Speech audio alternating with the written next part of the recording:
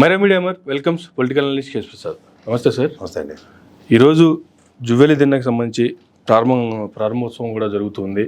జగన్ కళ సాకారం అయిపోతుందా అంటే ఆయన ప్రవేశపెట్టినటువంటి గతంలో ఆయన స్టార్ట్ చేసినటువంటి కొన్నిట్లో ఈరోజు ఒకటి స్టార్ట్ అవటం అంటే ఇప్పుడు కొంతమంది మోపిదేవి వెంకటరమణ వాళ్ళ రాజ్యసభ రాజీనామా చేసి వెళ్ళిపోయి నటిస్తున్నా సరే సార్ నిజంగా బీసీల అప్లిప్మెంట్ కోసం నా ఎస్సీలు నా ఎస్టీలు అనేది ఒక దంపుడు ఉపన్యాసాలు కదా జగన్మోహన్ రెడ్డి గారు. ఒక strategy is opted for upliftment of వెనుకబడిన సామాజిక వర్గాల్ని వాళ్ళని ఎలా పునరుద్ధరించాలన్న దాంట్లో ఈ జువ్వలు తిన్న ఆయన డ్రీమ్ ప్రాజెక్ట్ అండి సార్. దీంతోపాటు ఈ తొలి దశలో నిజాంపట్నం మచిలీపట్నం ఉప్పాడ హార్బర్లు నిర్మాణం చేద్దాం అనుకుని కంప్లీట్ కూడా అయ్యింది. కానీ ఎలక్షన్ కోడ్ వలన ఇది చెప్పాలంటే 76.89 ఎకరాల్లో 248.8 కోట్లు ఖర్చు పెట్టి ఒక 1250 బోట్లు నిలుపుకునే harbour, fishing harbour. And apart from that ఇందులో 41,000 టన్నుల మత్స్య సంపదని ఇచ్చేయడానికి తీసుకున్న ఒక బ్యూటిఫుల్ స్టెప్. ఓ 10 ఫిషింగ్ హార్బర్లు ఏవైతే వచ్చాయో it's a dream project of Jaganmohan Reddy. ఇప్పుడు ఎప్పుడైనా సరే సంపద సృష్టిస్తాం అనే వాళ్ళకి నేను ఎప్పటి నుంచో చెప్తూనే ఉన్నాను, ఒక మెడికల్ కాలేజెస్ కానీ the concept of Jaganmohan Reddy. నేను లోకేష్ గారు వెళ్ళారు నాడు నేడు స్కూళ్ళు చూస్తే బెతరపోయాడు ఆయనే. ఒక గంటన్నర పోయినా లేట్ అయ్యే పిల్లలకి అది వేరే సంగతి. కానీ నేను అంటుంది ఇప్పుడు ఏమీ చేయకుండా ఒక 5 సంవత్సరాల పాటు ఏదో పురాణాల కాలక్షేపాలు చేసుకోవడానికి ఎవరు ముఖ్యమంత్రులు రారు. ఇప్పుడు ఈవెన్ చంద్రబాబు నాయుడు గారు కూడా నేను సంపద సృష్టిస్తాను ఏదో చెప్తున్నా సరే down the line how is going to execute అన్న దాని మీద ఇంకా మనం చర్చనీయాంశం చేస్తున్న తరుణాలు కూడా ఛాన్స్ ఇవ్వకుండా వాళ్ళు ఏం చేస్తారంటే ఇద్దరు బీటింగ్ అరౌండ్ ద బుష్ ఈ పనికిమాలిన ఆడపిల్లల కేసులన్నింటినీ తీసుకొచ్చి చెదరంతోనూ కాలక్షేపం కార్యక్రమం తెరలేపుతున్నారు. The functioning of respect to government అనేది చాలా ఇంపార్టెంట్. వాళ్ళకి ఎక్కడైతే ఇప్పుడు ఈ జువల్దేవ్ని వాళ్ళ ఓపెన్ చేస్తారు, క్రెడిట్ గోస్ టు అన్న దగ్గర వాళ్ళు ప్రతి ఒక్కరు రెస్ట్రిక్ట్ అవుతున్నారు. సో ఇది కాదు కదా కాన్సెప్ట్. ఇప్పుడు మీరు ఇది ఒక రాష్ట్ర ఖజానా నుంచి ఖర్చు పెట్టిన డబ్బులతో ఒక పోర్ట్ అనేది ఏర్పాటు చేయడం అన్నది. And apart from that Amaravati నా డ్రీమ్ ప్రాజెక్టు, దానికేమో రూపాయి ఖర్చు లేకుండా సింగపూర్ కన్సల్టెంట్తో చేస్తానన్న దానికన్నా ఈ ప్రభుత్వ విధి విధానాలను రెండు కంపేర్ చేసి అమరావతి నాశనం చేసేసాడు జగన్మోహన్ రెడ్డి. కానే కాదు కదా. 5 years ఆయన అక్కడి నుంచి కదిలిన ఉదంతం ఉందా? లేదు సార్. అదే సెక్రటరియట్, అదే అసెంబ్లీ, అదే కోర్టు, హైకోర్టు, ఇవన్నీ కనిపిస్తున్న తర్వాత కూడా ఎంతసేపు వీళ్ళకి ఏంటంటే కన్వీనియంట్గా వాళ్ళని అపహాస్యం చేయడానికి ఉపయోగించుకునే స్ట్రాటజీ తప్ప ఇది కనిపిస్తున్న అభివృద్ధిని కూడా మాట్లాడలేని నిస్సహాయ స్థితి. అంటే 5 సంవత్సరాలు అభివృద్ధి లేదా? ఓ 10 ఫిషింగ్ హార్బర్లు, ఫిషింగ్ ల్యాండింగ్ సెంటర్లు అండ్ 3 పోర్ట్లు ప్రభుత్వ పరంగా, 2 పోర్ట్లు ప్రభుత్వ పరంగా, 1 ప్రైవేట్ పోర్టు కడుతుంది కూడా.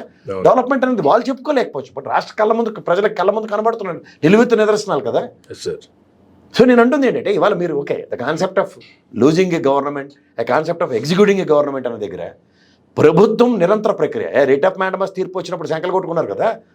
ఏ ప్రభుత్వం అనేది కంటిన్యూటీని కంటిన్యూ చేయండి. ఎవరు కాదన్నారు? ఇప్పుడు outer ring road, inner ring road Rajasekhara Reddy గారు నానా తెప్పల పడి నిర్మించుకున్నాడు. సక్సెస్ స్టోరీ ఆఫ్ హైదరాబాద్ 25 చెప్తారు కదా చంద్రబాబు నాయుడు గారు. మరి ఇందులో వీళ్ళందరూ కంట్రిబ్యూషన్స్ లేకుండా సక్సెస్ వచ్చేసిందా? అంతేగా. ఒక ఐటీ సిటీ బిల్డింగ్ కట్టిగానే దట్స్ నాట్ ద కదా. There will be a beautiful plan. మానవుడు జవహర్లాల్ నెహ్రూ గారు వీళ్ళందరూ కూడా పంచవర్ష ప్రణాళికలుగా అభివృద్ధి రాష్ట్రాలు, దేశాలు ఎలా సంతరించుకునే చూసిన తర్వాత ఎవరో నీతి ఆయోగ్ వచ్చి మీరు ఎన్డీఏ పొత్తుకు పోయారు కాబట్టి ఇది సూపర్ అని మాట్లాడితే నీతి ఆయోగ్ వల్ల రాష్ట్రాలు ఏ రాష్ట్రంకైనా ఓ దమ్ముడి ఉపయోగం ఉందో చెప్పమనండి చూద్దాం. ఇదే పంచవర్ష ప్రణాళికల త్రూగా రాష్ట్రాలకు కానీ దేశానికి కానీ ఏ స్థాయిలో ఎదిగామో చూపించమనండి. ఎవరికి అర్థం కాని భాషలో ట్రిలియన్లు బిలియన్లు కథలు చెప్పుకుంటూ ఎన్నాళ్ళు కాలక్షేపాలు చేసుకుని తిరుగుతున్నారు మీరు. సో ఇవన్నిట్లోంచి చూస్తూ కూడా ఒక ఎలక్షన్ ప్రక్రియలు, నెక్స్ట్ జరుగుతున్న పరిణామాల్లో ప్రజల్లో ఒక అభూత కల్పనలని ఆ ఎయిర్ని క్లియర్ చేయవలసిన బాధ్యత కూడా ప్రభుత్వాల మీద కూడా ఏమి మాడపోతాయి. ఇప్పుడు నేను అంటుంది ఇవాళ మీరు ఈ గవర్నమెంట్ పరంగా జువల్దేవ్ ఎయిర్పోర్ట్ని అమరావతిని ఇన్స్టాల్ చేసినట్టు చేయమని చూద్దాం. చేయరు, ఇష్టమే మళ్ళీ. ఎందుకంటే రెవెన్యూ మాడ్యూల్ ఉంది దాంట్లో. ఎంత రెవెన్యూ మాడ్యూల్ ఉంటుంది? 41 లక్షల టన్నుల మత్స్య సంపద ఎక్స్పోర్ట్ కానీ ఇంపోర్ట్ కానీ సేల్ ప్రాసెసింగ్ స్టార్ట్ అయితే దానివల్ల వచ్చే ఆదాయ వనరులు అంతే కదా. అప్పటిదాకా ఉన్నదానికి ఒక పోర్ట్ త్రూగా ఎస్టాబ్లిష్ అవుతుంది కాన్సెప్ట్ కదా. నేను సంపద సృష్టిస్తానని చెప్పి అధికారంలోకి రావడానికి, సంపద సృష్టించడానికి రిసోర్సెస్ క్రియేట్ చేసిన వాడు. ఇది కదా చర్చనీయాంశం అవ్వాలి. అంతే కదా. There varies. అందుకనే ఆబ్జెక్టివ్గా వెళ్తున్నప్పుడు వెనకాల కన్స్ట్రక్టివ్గా చేసిన పనులు కూడా మీ ఆబ్జెక్టివ్ని జస్టిఫై చేస్తే ఎస్ ఇవాళ నేను నాకున్న అనుభవానికి ఓ జగన్మోహన్ రెడ్డి ఇంత ఎస్టాబ్లిష్ చేస్తే నేను ఇప్పుడు క్రెడిట్ రాజశేఖర రెడ్డి గారు లేరు, కేసీఆర్ గారు పదవి పోయిన తర్వాత చెప్పుకుంటారు కదా ప్రతిసారి హైదరాబాద్ నిర్మాణం నేనే చేశాను, సైబరాబాద్ నిర్మాత నేనని. ఏదో విశ్వామిత్రుడు సృష్టించినట్టు ఇంతమంది కంట్రిబ్యూషన్స్ మాత్రం మీకు కనబడవు. ఇది ఎక్కడ స్ట్రాటజీ నాకైతే అర్థం కావట్లేదు. And people are executed set things. అక్కడి ఎగ్జిక్యూషన్స్ నుంచి వచ్చే అవుట్కమ్స్ని హ్యాపీగా అంత చూడండి, తాత ముత్తాతలు విత్తులు నాటితే చెట్లు ఫలాలు ఇస్తుంటే మన వాళ్ళు తింటుంది, దానికి వాళ్ళ విజన్ని రెస్పెక్ట్ చేయకపోతే ఎట్లా అన్నదే కాన్సెప్ట్ ఇది. Yes sir. వాళ్ళ హార్బర్ కావచ్చు, నిన్నటికి 5 మెడికల్ కాలేజీలు కావచ్చు, విశాఖ వేదికగా విద్యాశాఖ మంత్రి నారా లోకేష్ గారే నాడు నేడు స్కూల్స్ని ఏ విధంగా సందర్శించి ఆయన బ్రాండ్ అంబాసిడర్గా ఎక్స్పోజ్ చేసినటువంటి విధానం కావచ్చు. దాని కృషి, వెనకాల కృషి అంతే కదా. కంపారిజన్ ఫొటోస్ ఉన్నాయి, కవర్ అయ్యండి, మీరు తెలుస్తుంది ప్రజలకు కూడా. Yes sir. So in the same scenario ఇవాళ మీరు ఆప్ట్ చేస్తున్న ప్రతి దానికి ఎక్కడి నుంచి ఎక్కడికి లీడ్ అవుతున్నాం అన్నది చూసుకోమనండి. సో దాంట్లోంచి మనకి ఒక అవుట్కమ్ డెరైవ్ అవుతున్నప్పుడు కూడా ఆ సక్సెస్ నెరేషన్స్ వెనకాతలు చెప్పకపోతే మాత్రం ఐఎమ్ సారీ. ఇంత అభివృద్ధి జరుగుతున్నా కూడా రాష్ట్రం నాశనం అయిపోయింది, అప్పుల పాలైపోయింది అనేటువంటి కబుర్లు చెప్పేది అధికారంలోకి వచ్చింది వాళ్ళు. అధికారం రావడానికి ఒక you might have used it as an instrument to get the power. But power వచ్చిన తర్వాత కూడా ఈ రాష్ట్ర పురోగతిని సంతరించుకున్న విషయాల్లో కూడా ఇంకా అపహాస్యం చేస్తూ మాట్లాడితే మాత్రం ఐఎమ్ ఎక్స్ట్రీమ్లీ సారీ. నో, అంటే ఒక ప్రతిదానికి ఒక కాన్సెప్ట్ ఉంటుంది. ఏ చేపల ఇప్పటిదాకా చేపలు పట్టలేదా, అమ్ముకోలేదా అన్న కాన్సెప్ట్ కాదు కదా. ఒక డిఫరెంట్ మాడ్యులేషన్స్ క్రియేట్ అయినప్పుడు కూడా దా సక్సెస్ నెరేషన్స్ని, స్టోరీస్ని చెప్పకపోతే చాలా కష్టం. అంతే కదా. సో ఇదే విధానంలో ఈసీ అంశానికి వస్తే సార్, ఫామ్ 20 అనేది ప్రధానంగా మారింది. పక్క రాష్ట్రాల్లో ఫామ్ 20 ఉందా, ఆంధ్రప్రదేశ్ రాష్ట్రంలో ఎందుకు లేదు? అసలు ఈ ఫామ్ 20 ఎందుకు ఇంత ప్రధానాంశంగా మారింది అంటే ఏం చెప్తారు సార్? అసలు ఇప్పుడు నేను అంటుంది అది సార్, ఇప్పుడు ఎలక్షన్స్ జరుగుతున్న రోజు మీరు గమనిస్తే మీడియాలో ప్రతి నిమిషం almost every 1 hour election commission ఇంత పర్సంటేజ్ పోల్ అయింది అనేది అవును ఎగ్జిక్యూట్ చేస్తూ వస్తుంది. అవును. దీంతో ఫామ్ 20 ఈజ్ నథింగ్ బట్, ఇప్పుడు ఒక ఎలక్షన్ ఏజెంట్స్ కూర్చొని ఉంటారు, వాళ్ళు ఆ రోజు టోటల్ పోల్ అయిన ఓట్లు ఒక్కొక్క బూత్లోనూ దాన్ని నోట్ చేసుకుని వాళ్ళు చెప్పేది. సబ్సిక్వెంట్గా 17C అని ఉంటుంది, అది కౌంటింగ్ రోజు. ఏంటంటే పలానా పోలింగ్ బూత్లో ఏ పార్టీకి ఎన్ని ఓట్లు వచ్చాయి అన్నది ఈ 2 టాలీ అవుతాయి సార్. ఇప్పుడు ఎలక్షన్ ఏజెంట్లు 3 ఏజెంట్లు తెలుగుదేశం పార్టీ, జనసేన ఇవన్నీ ఉన్నప్పుడు ఇక్కడ కాంట్రడిక్షన్ అలా ఏంటంటే, if really look into Andhra Pradesh election కనుక 2014 నుంచి 2019, 2024 మూడు సార్లు జరిగిన ఎలక్షన్స్లో మొదటిసారి ఎలక్షన్ 5 లక్షల ఓట్లతో డిసైడ్ అయింది ఎన్డీఏ కూటమి. రెండోసారి election it is almost 19,50,000 votes decide అయింది. ఇక్కడ పర్సంటేజ్ ఆఫ్ ఓట్స్ మాట్లాడతాం సార్. అండ్ 24కి వచ్చేసరికల్లా ఒక హ్యూజ్ వేరియేషన్. ఇవన్నీ దాటుకుంటూ వచ్చి పార్టీల పర్సంటేజెస్ డిస్కస్ చేయవలసిన ఉదంతం తెరలేదు. ఇప్పుడు ఉదాహరణకి ఒక 5.5 to 5.8% మధ్యలో జనసేన పార్టీకి ఓటు బ్యాంక్. 2019లో 39.6 ఎంత దగ్గర Telugu Desam vote bank, 0.85 BJP vote bank.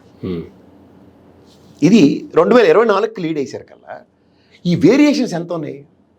Say for instant Janasena party అన్నది తీసుకుంటే స్పాన్ ఆఫ్ నో టైం ఒక 21 నియోజకవర్గాల్లో వాట్ ఈస్ దేర్ గ్రోత్? ఎందుకంటే ద సస్టైనిటీ ఆఫ్ వైఎస్ఆర్సీపీ 40% దగ్గర, అంటే గతంలో తెలుగుదేశం ఉన్న దగ్గర ఎగ్జాక్ట్గా వీళ్ళ అపోజిషన్లో వాళ్ళు 23 స్థానాలకు పరిమితం అయినప్పుడు ఏ పర్సంటేజ్ ఉందో ఇంచుమించు అదే పర్సంటేజ్తో వీళ్ళు 11 స్థానాలతో పరిమితమై ఉన్నారు. మీకు అర్థమవుతుందా? సో ఎక్సెస్ ఓటు బ్యాంక్ దగ్గర 50% ఉన్నది, అంటే 9%. ఇది ఫినామినల్గా 3 పార్టీలు కనుక పంచుకోగలిగి ఉంటే సక్సెస్ నెరేషన్స్ ఎవరికి ఎక్కువ పెరగాలి? వైసీపీకి ఎక్కువ పెరగాలి. వైసీపీని అనట్లేదు, ఆ ఓటు బ్యాంక్ తరలేదు. ఓటర్ బ్యాంక్ తరలిన దగ్గర రిమైనింగ్ 60% కదా ఈ గేమింగ్ అంతా. ఈ రిమైనింగ్ 60%లో 0.85 ఉన్న ఈ బీజేపీ పార్టీ ఏ ప్రాతిపదిక మీద వాళ్ళు నిలబడిన నియోజకవర్గాలు, ఇప్పుడు వెంకయ్యనాయుడు నిలబడి ఆయన ఈ అమ్మ రాష్ట్ర విభజనప్పుడు ఈయన చేసిన అతిరథ మహారథ యజ్ఞాలకి ఫలితాలకి బీజేపీలో ఒక స్టాల్ బోర్డు వైస్ ప్రెసిడెంట్ దాకా ఎదిగిన అంత ధీరుడైన నాయకుడు నిలబడితే అమ్మడి అమ్మ ఎంత అద్భుతం జరిగిపోయింది బీజేపీ పరంగా, ఇలాంటి వాళ్ళు తెచ్చిపెట్టారు ఇక్కడ. లేదంటే రైల్వే జోన్కి అపారమైన కృషి చేసేసిన సురేష్ ప్రభు గారు లాంటి ఇవాళ మనం ఆంధ్రప్రదేశ్ నుంచి మనం ఎంపిక చేసుకోవాలని చెప్పి ఒక ఎంపీఓ ఎమ్మెల్యేో నిలబెట్టి అలాంటి డైమెన్షన్స్లో తీసుకొచ్చిన లీడర్. లేదంటే ఈసారి అమరావతికి ఎన్డీఏ కూటమిలో నేనే అని చెప్పి వారణాసి బదులు నరేంద్ర మోడీ లేటాడు వచ్చి నిలబడిపోతే అమ్మమ్మమ్మ ఇది ప్రపంచ అద్భుతాలు జరుగుతాయని చెప్పి బీజేపీ వాళ్ళకి ప్రజలు ప్రసన్నమై వీళ్ళు ఇక్కడి నుంచి గెలిస్తే ఖచ్చితంగా మనకి ఆప్షన్స్ ఉంటాయి. రాజ్యసభకి ఎవరు మనకి సురేష్ ప్రభుని రైల్వే మంత్రిగా ఇక్కడి నుంచి పంపించి కూడా ఆంధ్రప్రదేశ్ నుంచి సెలెక్ట్ చేసి అక్కడ ఎవరు మన శివసేన పార్టీ నుంచి ఇంకా ఆయన సస్పెండ్ కూడా చేయలేదు. ఆయన ఇక్కడ ఆంధ్రప్రదేశ్ నుంచి నెగోషియేట్ చేశారని ఆయన తర్వాత సస్పెండ్ చేసింది ఉదంతం ఉంది. సో ఇవన్నీ పరిగణలోకి తీసుకుంటున్నప్పుడు ఓకే బీజేపీ పరంగా ఎంత పర్సంటేజ్ ఓటు బ్యాంక్ పెరిగింది అన్న సబ్జుడిషియల్లో అరే సూపర్ రా బాబు ఇంత బాగా చేసినందుకు వీళ్ళు ఇలాంటి అతిరేత మహారథులను రాష్ట్రంలో తీసుకొచ్చారు కాబట్టి బీజేపీకి ఆప్షన్స్ ఎక్స్ప్లోర్ అయ్యి ఎప్పుడో ముఖం తెలియని జీవితంలో ప్రత్యక్ష రాజకీయాల్లో ఏ ఎలక్షన్ కంటెస్ట్ చేయని 90% ఆఫ్ ద పీపుల్ ఇవాళ సక్సెస్ నెరేషన్స్ బీజేపీ పరంగా రాస్తుంటే అది కూడా బంపర్ మెజారిటీ. సో సామాన్యుడిగా కొన్ని ప్రస్తావనలు తేకుండా చర్చనీయాంశాలు కాకుండా ఎలా ఉంటాయి? రెండోది coming in to the Janasena party. Yes, ఒక ఉదాహరణకి పవన్ కళ్యాణ్ గారు అనే వ్యక్తి నిజంగా ఎన్డీఏ కూటమికి వీటన్నిటికీ ఒక సంధానకర్తగా చేసిన దగ్గర నిజంగా ఆయన శ్రమకి ఒక కందుల దుర్గేష్ గారు లేదంటే ఈ నాదెండ్ల మనోహర్ ఇలాంటి వాళ్ళు ప్రత్యక్ష రాజకీయాల్లో కొంతమంది తెలిసిన వాళ్ళు. అలాగే మన ఏలూరు నుంచి గెలిచిన ఆయన, తాడేపల్లిగూడెం నుంచి గెలిచిన బొలిశెట్టి సత్యనారాయణ ఈ ప్రత్యక్ష రాజకీయాల్లో ఎప్పటి నుంచి ఉన్నారు. వీళ్ళ గురించి కొంచెం మిగిలిన వాళ్ళ విషయంకి వస్తే and these are all questionable. ఎందుకు క్వశ్చనబుల్ అంటే ఏదో వేవ్లో కొట్టుకెళ్ళిపోతారు అందరూ అన్నది పాత పెట్టకథలకి ఈ రోజున్న ప్రత్యక్ష రాజకీయాల్లో రామారావు గారు పార్టీ పెట్టినప్పుడు ఎవడు నిలబెడతాడు గెలిచిన అంత పొలిటికల్ వ్యాక్యూమ్ అయితే ఇప్పుడు లేదు కదా. మూడోది ఒక ప్రజారాజ్యం పార్టీ పరంగా ఒక సామాజిక వర్గానికి కన్ఫైన్ అవుతూ కూడా ఆ రోజు గెలిచిన ఆయన 18 సీట్లు చిరంజీవి గారిది చూసుకోగలిగితే అప్పుడు కూడా ఒక నువ్వా నేనా అన్న సిచ్యువేషన్లో సామాజిక వర్గ పరిరక్షణ కోసం ఈక్వేషన్స్ చేసింది కాదు కదా. అంతేగా ఇవాళ the consolidations of 2 respective parties with respect to communities ఇది క్వశ్చనబుల్. ఇప్పుడు with in a span of no time కదా. ఇప్పుడు తెలంగాణ ఎలక్షన్స్ చూసుకుని నెక్స్ట్ ఆంధ్రప్రదేశ్ ఎలక్షన్కి వస్తే కంపారిజన్లో ఎంత సెక్యులర్లు వీలే శాసించేంత నేపథ్యాలు ఉన్న వాళ్ళు కూకటపల్లికి వచ్చేసరికల్లా అక్కడ ఆ 2 సామాజిక వర్గాలతో జనసేనకి అనాపైసా లాభం ఉంది దాని దగ్గర. The same prospect when it comes to this thing అన్న దగ్గర. ఇప్పుడు నేను 17C గురించి మాట్లాడాలి. ఇప్పుడు ఎలక్షన్ కౌంటింగ్ తర్వాత కౌంటింగ్ జరుగుతున్నప్పుడు say for instant certain election బూత్లోంచి వచ్చిన నరేషన్స్లో ఏ పార్టీకి ఎన్నెన్ని ఓట్లు వచ్చాయి అన్న దగ్గర ఈ Form 20 అండ్ Form 17C ఈ 2 ఎలక్షన్ కమిషన్ అప్లోడ్ చేసి ప్రజలకి ఉన్న ఎయిర్ క్లియర్ చేయవలసిన బాధ్యత ఉందా లేదా? 100% ఉంటుంది. ఎందుకంటే 17Cలో కౌంటింగ్ రోజు పలానా వైఎస్ఆర్సీపీ కింద వచ్చి పలానా తెలుగుదేశం కింద వచ్చి పలానా దేని కింద వచ్చాయి. ఒక పోలింగ్ బూత్లో Form 20 ప్రకారం ఏ పార్టీకి ఎన్ని ఓట్లు వచ్చాయి అన్న దానికన్నా టోటల్ పోలింగ్ బూత్లో ఉన్న ఓట్లని ఎన్ని పోలయ్యాయి. సో ఈ ఫ్రిక్షన్ ఈ ఎయిర్ క్లియర్ చేయవలసిన బాధ్యత ఎవరిది? Election commission. ఇక్కడ కమింగ్ ఇన్ టు దిస్ ఒక మన నెల్లూరు నుంచి బాలినేని గారు కానీ లేదంటే విజయనగరం నుంచి గజపతినగరం నుంచి ఎంపీ కానీ ఈ ఇద్దరు ఫైల్ చేసిన మన రాష్ట్రంలో ఎగ్జాంపుల్ వేసి చెప్తున్నా. ఒంగోలు విజయనగరం జిల్లాల నుంచి ఫైల్ అయిన ఎలక్షన్ కమిషన్ దీనికి mock polling what for it is elections before మాకు ఏమైనా మిషన్స్ మీద నమ్మకం ఉంటే ఇవాళ మిషన్స్ క్రెడిబిలిటీ మీద ఎవరు క్వశ్చన్ చేయట్లేదు. మిషన్స్ రైట్ టు రాంగ్ పక్క తీయండి. ఇవాళ క్వశ్చన్ అంతా the number of votes వెసెస్ the number of percentage variations మీద మాట్లాడుతున్నారు. సో ఈ పర్సంటేజ్ వేరియేషన్స్ అన్నవి ఆ ఎయిర్ క్లియర్ చేయవలసిన బాధ్యత ఎవరిది? ఇప్పుడు నేను ఇందాక నుంచి చెప్తుంది ఏంటంటే the respect to Telugu Desam, respect to Janasena party, respect to BJP party in 2019 the performances are 0.85 for BJP, 39 దగ్గర 8% తెలుగుదేశం అండ్ 5.5 to 5.8% మధ్యలో ఉన్న దగ్గర ఈ సమ్మేళనాలు మీరు ఈక్వేషన్స్ చూసుకున్నా సరే what sort of role of BJP can play. ఇప్పుడు క్యాండిడేట్స్ ఇప్పుడు ఉదాహరణకి ఆయన అరిమిల్లి రామకృష్ణారెడ్డి గారిని బీజేపీలో జాయిన్ చేశారు. ద లెగసీ ఆఫ్ తెలుగుదేశం ఇలాగే తెలుగుదేశం పరంగా ఉన్న క్యాండిడేట్లు ఇక్కడ ఇచ్చి బీజేపీ అంటే yes. But I'm talking about ప్రత్యక్ష రాజకీయాల్లో పోటీ. ఇప్పుడు సుజనా చౌదరి కానీ సీఎం రమేష్ ఇలాంటి వాళ్ళ గురించి చెప్పాలంటే ప్రత్యక్ష రాజకీయాల్లో వీళ్ళు ఎప్పుడు కంటెస్టెంట్స్ కాదు, రాజ్యసభ ఎంపీలను statures. But coming in to this Arimilli Ramakrishna Reddy గారికి చూసుకుంటే ఆయన guarantee it's prove and track and ప్రజా మాధ్యమంలో ప్రజాబాహుళ్యాల్లో పోనీ స్థానిక నియోజకవర్గాల్లో కూడా కాని దగ్గర అవుట్ ఆఫ్ ద బాక్స్ వీళ్ళకి ఇంత మొమెంటం సిచ్యువేషన్స్ ఫ్లేర్ అప్ అయిపోయి ఉన్న దగ్గర ఆ ఎయిర్ క్లియర్ చేయవలసిన బాధ్యత ఉంది. ఇప్పుడు ఉదాహరణకి గత తెలుగుదేశం ఆయనలో గత వైఎస్ఆర్సీపీ ఆయనలో జరిగిన గవర్నమెంట్స్లో 19.5 lakhs ఓట్స్ వేరియేషన్స్తో గెలిచిన దగ్గర 151 గెలిచిన జగన్మోహన్ రెడ్డి గారి ప్రస్థానం చూసుకుంటే the individual parties abilities have been proven in ప్రజాబాహుళ్యం. ఇది వాళ్ళ స్టామినా వీళ్ళ క్యాపబిలిటీ అండి. అండ్ స్పాన్ ఆఫ్ ఫ్యూ మంత్స్లో ఇప్పుడు ఉదాహరణకి ఫ్రమ్ ద లాస్ట్ 5 years లేదంటే ఓటమి దగ్గర నుంచి పవన్ కళ్యాణ్ గారి పార్టీ గ్రాస్ రూట్ లెవెల్లో క్షేత్రస్థాయిలో క్యాడర్ నిర్మించుకొని ఆ పార్టీ ఒక ప్రమాణాలతో ముందుకెళ్తున్న దగ్గర మనకేమైనా ఎస్ ఈ సార్ట్ ఆఫ్ డెసిషన్స్ వచ్చాయి అన్న దగ్గర చూసుకుంటే క్షేత్రస్థాయి నిర్మాణం మీద ప్రతిసారి చర్చిస్తున్న విషయం, ఇంక్లూడింగ్ పవన్ కళ్యాణ్ గారు లాంటి వ్యక్తే ఈ has expressed several times. Yes sir. And when it comes to BJP అయితే అసలు ఎవరికే ఓకందన్న విషయం. అవును. ఈ Purandeswari garu when he has taken as a president till such time, after that time ఈ రెండు ప్రస్థానాలు చూసుకోగలిగితే సోము వీర్రాజు గారిది అండ్ ఈవిడిది క్షేత్రస్థాయిలో వాళ్ళ నిర్మాణ ప్రక్రియ కానీ క్షేత్రస్థాయిలో క్యాడర్ జాయినింగ్స్ కానీ ఇలాంటివి ఎక్కడైనా ఉదంతాలే లేవు. Yes sir. సో ఇవన్నిటిలోంచి ఏ నెరేటివ్స్తోనూ ఏ నెరేషన్స్తోనూ కంక్లూజన్స్ ప్రజలకు రాగలుగుతారు. అవును. ఈ ఎయిర్ ఖచ్చితంగా క్లియర్ చేయవలసిన బాధ్యత ఎలక్షన్ కమిషన్. అంతే కదా. సో 151 వర్సెస్ 164 అన్న దగ్గర 164 దగ్గర దీనికి ముందు కూటమి ప్రభుత్వం అన్న దగ్గర ద సక్సెస్ నెరేషన్స్ చూసుకోగలిగితే తెలుగుదేశం అండ్ ఆ రోజు జనసేన పార్టీ కంటెస్ట్ చేయలేదు, బీజేపీ పార్టీకి 4-5 వచ్చాయి. అవునా కదా. ఖమ్మంపాటి హరిబాబు ఒకడు అక్కడ వైజాగ్ నుంచి ఎంపీ గెలిచారు. సో ఈ ప్రస్థానంలో ఈ పోనీ అదే హరిబాబు అక్కడ రిపీటెడ్ క్యాండిడేట్ అయ్యి ఉండి ఇవాళ వైజాగ్ నియోజకవర్గం అంటే yes there may be a probability. ఏంటిది ఈ ప్రాబబిలిటీస్లోనూ గతంలో ఇదే భరత్ గారు అక్కడ నిలబడి ఓటమి చవి చూసిన ఉదంతం వెసస్ ఇక్కడ కంపారిటివ్ ఓట్స్. నిజమే ప్రభుత్వ వ్యతిరేకత ఉంటుంది, ఇంత వ్యతిరేకత అంతే కదా. ఇప్పుడు యాంటీ ఇన్కంబెన్సీ అనేది ఇప్పుడు ఉదాహరణ కేసీఆర్ గారు 2 సార్లు తరుగుతుంది. పోనీ ఇలాంటి 25,40,000 ఓట్లు రజత్ కుమార్ లాంటి గేమింగ్ అక్కడ జరిగిందని డైరెక్ట్గా ఒప్పుకోమని నెక్స్ట్ డే ఆయన స్మార్ట్గా వచ్చి థ్యాంక్స్ సారీ చెప్పి వెళ్ళిపోయాడు కదా. పోనీ అట్లాంటి ఉదంతం ఏమైనా రిపీట్ అయినా ఎస్ వీ క్యాన్.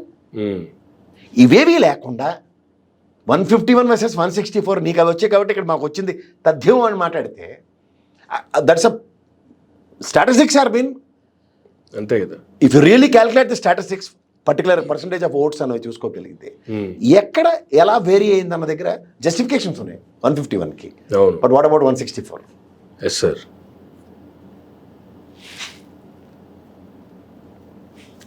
ఎట్లా అంటే దీని ఎలా నా చేతిలో మీ చేతిలో లేదు. గౌరవ సుప్రీంకోర్టులో ఈ కేసు ఉన్నప్పుడు ఈ ఫామ్ 20 and 17C3 రెండింటిని పరిగణలోకి తీసుకుంటూ గౌరవ న్యాయస్థానం కనుక ఎలక్షన్ కమిషన్కి ఒక డైరెక్షన్ ఇస్తే ఆ ఎయిర్ క్లియర్ అవుతుంది. ఇక్కడ 12.5% votes variation it's a huge amount. It has become a deciding factor.